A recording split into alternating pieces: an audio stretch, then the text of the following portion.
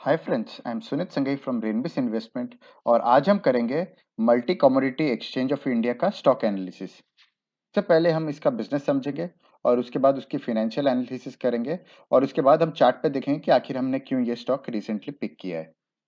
Video start करने से पहले आपसे रिक्वेस्ट है कि लाइक शेयर सब्सक्राइब करना मत भूलिएगा ताकि यूट्यूब आपको और मेरे बाकी व्यूअर्स को भी ये वीडियोस रेकमेंड करे। तो चलिए वीडियो स्टार्ट करते हैं। एमसीएक्स का क्विक ओवरव्यू देखें तो एमसीएक्स जो है वो कमोडिटी डेरिवेटिव एक्सचेंज है। अनलाइक स्पॉट ट्रेडिंग में कैसा होता है कि आपकी जो कमोडिटी होती है उसकी इमीडिएट ट्रेडिंग होती है और बायर और सेलर प्राइस फिक्स पे वो बाई करते हैं, जैसे कि इनाम है। कमोडिटी डेरिवेटिव एक्सचेंज जो है वो फ्यूचर ऑप्शन सबसे कॉमन डेरिवेटिव प्रोडक्ट्स है, उनमें ट्रेडिंग करते हैं। और ये सिमिलर टू बीएससी या एनएससी में जो हम शेयर्स बाई करते हैं, ठीक उसी तरीके से है। इसमें प्रोडक्ट जो है कमोडिटी डेरिवेटिव होता है। और सिमिलरली एक आईएक्स पावर एक्सचेंज भी है। एमसीएक्स वर्ल्ड का 7th largest commodity derivative exchange है। इसकी दो सब्सिडरीज है, MCX CCL clearing corporation limited और सीसीआरएल। सीसीएल जो है वो अ, जो इनके फिजिकली जो इनकी कमोडिटी होती है उनके वेयर हाउसेस वगैरह में या फिर वॉल्ट में गोल्ड सिल्वर होते हैं, वो कोई अगर डिलीवरी लेना चाहे तो फिजिकली उनके सेंटर से ले सकता है और ये पूरा जो प्रोसेस होता है ये सीसीएल हैंडल करती है। सीसीआरएल जो है सीडीएसएल की तरह एक रिपोजिटरी है जो आपके जो भी ये डेरिवेटिव्स होते हैं ये मैनेज करती है। इनकी 95% रेवेन्यू जो है ट्रांजैक्शन फीस से आती है और बाकी 5% जो है अदर बिजनेस मॉडल जैसे सब्सक्रिप्शन है, मेंबर एडमिशन है, टर्मिनल चार्जेस है, इवन ये ट्रेनिंग्स भी कराते हैं, वो सारी चीज़ों का रेवेन्यू 5% है। कंपनी ने 2015 में एफटीआईएल से टेक्नोलॉजी के सारे कॉपीराइट्स बाई कर लिए थे और ये एक मेजर रीजन है जिसके वजह से कंपनी के पास एक मोट है। अगर आप देखो तो बीएससी से काफी बाद एनएससी लॉन्च हुआ था, लेकिन फिर भी एनएससी आज इंडिया का सबसे लार्जेस्ट एक्सचेंज है इक्विटी मार्केट में और उसका मेजर रीजन है कि एनएससी के पास एक टेक्नोलॉजी एडवांटेज है। सिमिलरली एमसीएक्स के पास एफटीआईएल का जो टेक्नोलॉजी एडवांटेज है वो इसका सबसे बड़ा मोट है, जिसकी वजह से कोई भी बाकी कमोडिटी एक्सचेंज जो है इंडिया में वो इसको बीट नहीं कर पाता और ये एक मार्केट लीडर है। इनफैक्ट ऑलमोस्ट 99% का मार्केट शेयर इनके पास ही है। कंपनी के पास 46 वेयर हाउसेस और 23 वॉल्ट्स है ऑल ओवर इंडिया, जो जैसे मैंने पहले भी कहा ये डिलीवरी कोई अगर कमोडिटी का लेना चाहे तो वो इन वेयर हाउसेस या वॉल्ट से ले सकता है।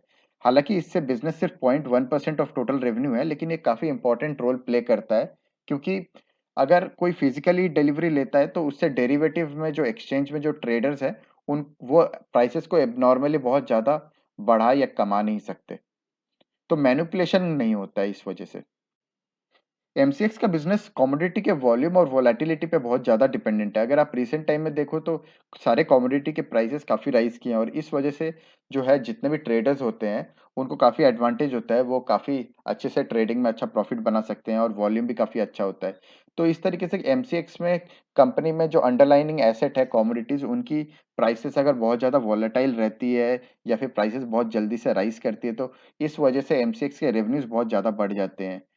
और एमसीएक्स के जो मेजर पार्टिसिपेंट्स है, एक तो ट्रेडर्स है जो शेयर मार्केट में कमोडिटी डेरिवेटिव्स के एफ एंड ओ प्रोडक्ट्स में ट्रेडिंग करते हैं। दूसरे हेजर्स, जैसे मान लो कि कोई ज्वेलरी कंपनी है तो थ्रू आउट द ईयर उनको गोल्ड के प्राइसेस स्टेबल रखने हैं, तो वो क्या करते हैं कि ऐसे फ्यूचर प्रोडक्ट्स ले लेते हैं, फ्यूचर डेरिवेटिव ले लेते हैं, ताकि अगर गोल्ड के प्राइसेस राइज भी करे तो वो उनको सेल करके अपना थ्रू आउट द ईयर अपना बाइंग प्राइस कांस्टेंट रख सकती है। तो इस तरीके से हेजिंग भी करती है जो प्रॉपर कंपनीज होती है, लाइक चाहे गोल्ड की हो या एग्रीकल्चर कंपनी हो या मेटल कंपनीज हो। और आर्बिट्रेज एक तीसरा ऑप्शन है जहाँ पे एमसीएक्स छोड़ के बाकी कॉमोडिटिव एक्सचेंज भी है, कॉमोडिटी डेरिवेटिव एक्सचेंज।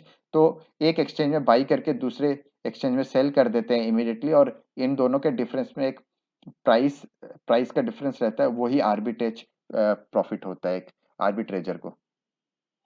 हिस्ट्री अगर हम देखें तो एमसीएक्स का फंडिंग जो है एफटीआईएल ने किया था, जिसके फाउंडर थे जिग्नेश शाह, और कंपनी 2001 में सेटअप हुई थी। और इसके बाद एक स्पॉट एक्सचेंज कंपनी भी जिग्नेश शाह ने सेटअप की थी जिसका नाम था एनएसईएल 2008 में। 2013 में एनएसईएल पे काफी बड़ा स्कैम निकला था, ऑलमोस्ट 5000 करोड़ का, जिसके वजह से एनएसईएल को गवर्नमेंट ने बैंड कर दिया था। और इसके वजह से एमसीएक्स पे भी काफी इम्पैक्ट रहा। हम फिर आगे देखेंगे कि शेयर प्राइसेस ऑफ एमसीएक्स भी काफी गिर गई थी 2013 में, क्योंकि ये जिग्नेश सहनी फंड की थी कंपनी को और स्टार्ट की थी। तो इसमें भी लोगों को डाउट था कि स्कैम निकल सकता है। हालांकि फ्यूचर में, हालांकि लेटर ऑन वैसा कोई स्कैम या कुछ भी इशू नहीं पाया गया एमसीएक्स में और काफी क्लीन निकली कंपनी। और इस वजह से हम देख सकते हैं प्राइसेस को ऑलमोस्ट 8 to 9 years लग गए रिकवर करने में। कंपनी के प्रोडक्ट्स की बात करें तो कमोडिटी डेरिवेटिव्स जो है इसके गोल्ड और सिल्वर में है, बेस मेटल में एल्यूमिनियम, कॉपर, लेड, निकल, जिंक में है, एनर्जी में क्रूड ऑयल और नेचुरल गैस गैस है। और एग्री कमोडिटीज, हालांकि एग्री कमोडिटीज में इनका मार्केट शेयर काफी कम है, बट अगर हम देखें तो ये black pepper, cardamom, castor seed, cotton, palm oil, कपास, मेंथा ऑयल और रबर में डील करता है। कंपनी के पास काफी अच्छा स्कोप है फ्यूचर में भी। ये काफी सारे ऑलरेडी इन्होंने रिसेंटली कमोडिटी इंडाइसेस जैसे निफ्टी 50 या सेक्टरल इंडाइसेस होते हैं, चाहे निफ्टी बैंक हो वगैरह, तो इस तरह के कमोडिटी के इंडाइसेस और ऑप्शंस भी इन लोगों ने रिसेंटली लाए हैं और फ्यूचर में और भी इस तरह के काफी सारे प्रोडक्ट्स लाएंगे ये। और इन्होंने आईईएक्स के साथ भी इलेक्ट्रिसिटी डेरिवेटिव्स के लिए एमसीएक्स में लॉन्च करने की बात करी है और इसमें इन लोगों की टाई अप हो गई है। इट इज जस्ट दैट ये गवर्नमेंट का अप्रूवल का वेट कर रहे हैं। सेबी ने म्यूचुअल फंड्स और पोर्टफोलियो मैनेजर को भी कमोडिटी डेरिवेटिव में इन्वेस्ट करने का अनुमति दे दी है, तो इस वजह से एमसीएक्स को काफी बेनिफिट होने वाला है कमिंग डेज में। सेबी ने सम बैंक की सब्सिडरीज को भी कमोडिटी डेरिवेटिव में डील करने की अनुमति दी है, तो इसका एडवांटेज भी एमसीएक्स को मिलेगा क्योंकि मोस्टली एमसीएक्स के थ्रू ही अब सारी ट्रेडिंग होगी। और यूरोप में जस्ट लाइक सेबी, ईएसएमए ऑर्गेनाइजेशन है जिन्होंने यूरोपीय के काफी सारे पार्टिसिपेंट्स को भी एमसीएक्स में डील करने का अप्रूवल दिया है। जैसा हमने सीसीएल जो क्लियरिंग कॉर्पोरेशन लिमिटेड है उसके थ्रू बेसिकली आप यूरोप में कोई कोई भी प्लेयर जो है या रिटेल इन्वेस्टर जो है वहां से बाई कर सकता है और यहाँ पे इंडिया में उसकी डिलीवरी ले सकता है। इंडस्ट्री इटसेल्फ जो है काफी नेसेंट है, काफी छोटी है और आने वाले टाइम में काफी ह्यूजली ग्रो कर सकती है और इस वजह से इसमें काफी सारी अपॉर्चुनिटीज है। रेवेन्यू शेयर की बात करें तो कंपनी के अंदर सिल्वर 32%, गोल्ड 29%, नेचुरल गैस 10% और क्रूड ऑयल ऑलमोस्ट 10%, ये चार जो है सबसे मेजर रेवेन्यू शेयर करते हैं। और इन टर्म्स ऑफ परसेंटेज में बात करें तो precious metal 62%, energy 20%, base metal 17%, agree commodity जैसा हमने पहले भी कहा almost just 1% of total revenue share करती है इन एमसीएक्स टोटल रेवेन्यू। एमसीएक्स का मार्केट शेयर की बात करें तो बेस मेटल में 100% मार्केट शेयर है, एनर्जी में 99.98 और प्रेशियस मेटल में 98.37। तो देख सकते हैं कि ये ऑलमोस्ट पूरा का पूरा मार्केट इनके हाथ में है अपार्ट फ्रॉम अग्रो कमोडिटी। तो अग्रो कमोडिटी की अगर बात करें तो एनसीडीएक्स जो है ये अग्रो कमोडिटी की मार्केट लीडर है।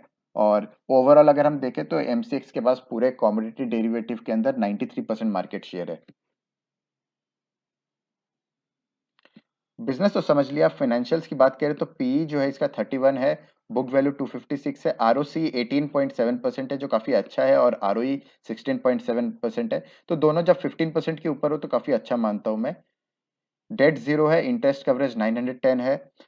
अगर हम सेल्स ग्रोथ देखें लास्ट 3 ईयर्स की 13% है और 5 ईयर्स की 11% है जो काफी अच्छी मानूंगा मैं। और प्रॉफिट ग्रोथ की बात करें तो 26% लास्ट 3 ईयर्स और 5 ईयर्स में 20% है। तो ये काफी हाई ऑपरेटिंग मार्जिन की कंपनी है, यानी कि इनके कॉस्ट मोर और लेस फिक्स्ड होते हैं क्योंकि इनके मोस्टली एक्सपेंसेस जो है टेक्नोलॉजी वगैरह में होते हैं और एक बार जो पूरा सेटअप मैनेजमेंट मैनेज कर रहे हैं डे टू डे ऑपरेशंस, उसके बाद कितने भी रेवेन्यू आए मोर और लेस कॉस्ट फिक्स्ड ही रहते हैं। इस वजह से इनकी काफी हाई ऑपरेटिंग मार्जिन होती है।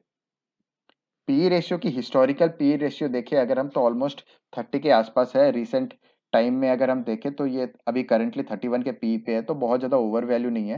हालांकि मैं एक और चीज आपको बताऊं तो ये पार्शियली साइक्लिकल है क्योंकि ये अंडरलाइंग एसेट्स इसके कमोडिटीज होते हैं और कमोडिटी इटसेल्फ साइक्लिकल होते हैं। तो इस वजह से आप कभी भी इसमें पोजीशन बनाओ तो in terms of long term investment तो बैचेस में बाई करना चाहिए। सेल्स ग्रोथ की बात करें तो ये लगातार सेल्स ग्रोथ जो है 2013 तक इंक्रीज हो रही थी। 2013 में जैसा मैंने कहा उस टाइम पे एनएसईएल में स्कैम आने के बाद जो है एमसीएक्स भी रडार में आ गई थी बिकॉज सेम फाउंडर थे। तो उस वजह से कंपनी की रेवेन्यू गिरने लगी थी। इनफैक्ट बाकी कमोडिटी डेरिवेटिव एक्सचेंज मार्केट उठाने लगे और वहां से फिर धीरे धीरे चीजें चेंज हुई और अब अगर आप देखो तो कंसिस्टेंटली इसके रिसेंट 3 ईयर्स में कंसिस्टेंटली इसके रेवेन्यू इंक्रीज हो रही है और इवन ऑपरेटिंग प्रॉफिट की बात करें तो ये लगातार इंक्रीज हो रही है लास्ट 3-4 ईयर्स से।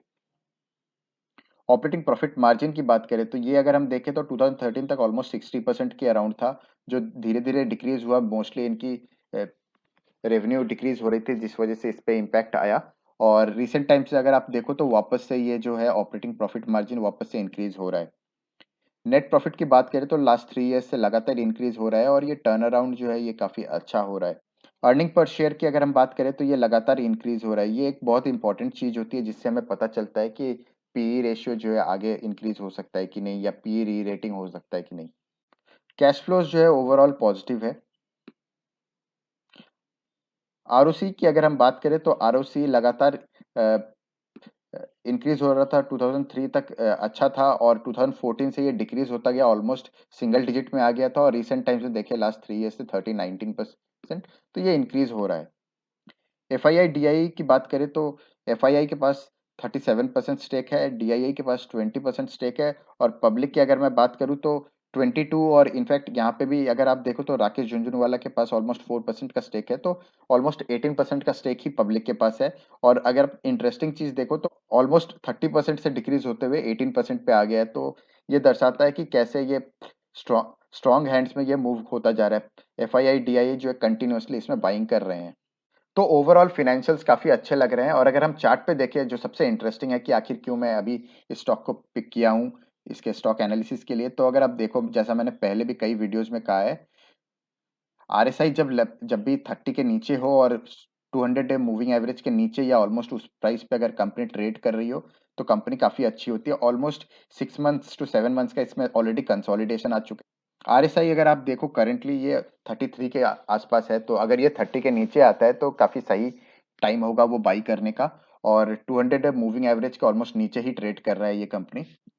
और यहाँ पे मैं कुछ और चीज़ अगर आपको बताऊँ तो 2012 नवंबर के बाद ये काफ़ी फॉल किया था। और इसका मेजर रीज़न ये था कि एनएससीएल जो दूसरी कंपनी है, स्पॉट ट्रेडिंग कंपनी जो सेम फाउंडर की थी, तो उसमें एक स्कैम निकल के आया था और जिसका इम्पैक्ट एमसीएक्स पे भी हुआ, क्योंकि लोगों को इस पे भी डाउट था कि इसमें भी कुछ वैसा निकल सकता है नेगेटिव। और गवर्नमेंट ने भी 2013 में टैक्स लाया था on commodity derivative, just like equity market, तो उसका इम्पैक्ट भी एमसीएक्स के ट्रेडिंग पे भी हुआ। और अगर आप देखो तो इसकी अंडरलाइंग एसेट मेजरली गोल्ड और सिल्वर है। और लास्ट 4-5 ईयर्स में गोल्ड और सिल्वर ने भी बहुत अच्छा नहीं किया था। 2012 टू 2018 गोल्ड के प्राइसेस भी बहुत ज़्यादा राइज नहीं किए थे, और सिल्वर की भी बात करें तो ये अच्छा नहीं कर रहा था। और इस वजह से जो है अंडर अंडरलाइंग एसेट अच्छा परफॉर्म नहीं कर रहा था, तो ट्रेडर्स को भी खूब एक इसमें पोजीशन बनाने का या ट्रेडिंग करने का खूब एक स्कोप नहीं लग रहा था, जिस वजह से ये इतना अच्छा नहीं कर रहा था। और रिसेंट टाइम में काफ़ी अच्छा रैली किया है। ओवरऑल कहने का मतलब है कि ये पार्शली साइक्लिकल स्टॉक भी है। तो ओवरऑल ये काफ़ी अच्छी कंपनी है। और इसमें अगर आप स्पेशली इक्विटी मार्केट में इन्वेस्ट करते हो तो ये मेटल्स और कमोडिटी में अगर आप इन्वेस्ट करना चाहते हो तो ये काफ़ी अच्छा एक हेजिंग भी होगी आपकी। पे अगर मैं आपको एक और चीज़ बताऊं तो ये कोई बाई और सेल की रिकमेंडेशन नहीं है, ये बेसिकली एक लर्निंग लेसन की तरह है किस तरीके से हमको स्टॉक को एनालाइज करके सही टाइम पे बाई करना चाहिए। और अगर आप इस तरीके से बाई करते हो तो पैसा बिल्कुल बनता है दोस्तों। इस तरीके से अगर आप चार्ट देख के अगर आप बाई करोगे तो लॉन्ग टर्म में आपकी इजीली 4 to 5% ज़्यादा रिटर्न्स निकल के आते हैं। दैट्स ऑल फॉर टुडे दोस्तों। अगर वीडियो पसंद आए तो लाइक शेयर सब्सक्राइब करना मत भूलिएगा, और अपने बाकी दोस्तों से भी शेयर कीजिएगा ताकि बाकी दोस्त लोग भी वेल्थ बना सके। अकेले उड़ने का कोई मजा नहीं है, दोस्तों को लेके चलने में असली मजा है। Thank you.